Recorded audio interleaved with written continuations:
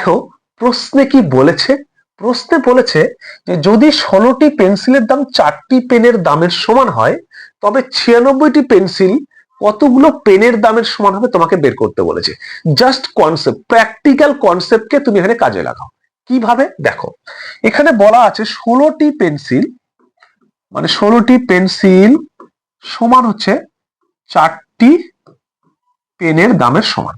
মানে এই যে 16টি পেন্সিল, এটা এই 16টা মিলে একটা গ্রুপ।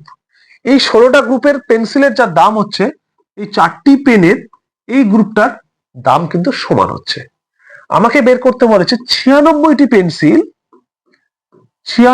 পেন্সিল কতগুলো পেনের দামের সমান হবে।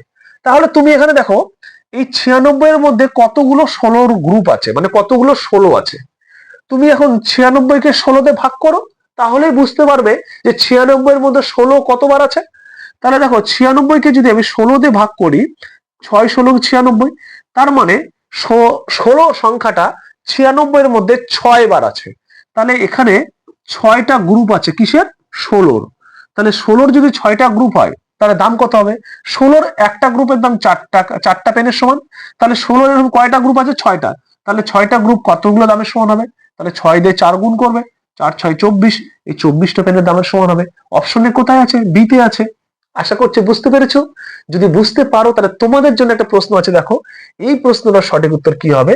প্রত্যেকে কিন্তু কমেন্ট করে যাবে। যদি ভালো লাগে অবশ্যই ভিডিওতে একটা লাইক, কমেন্ট এবং শেয়ার করতে ভুলবে না।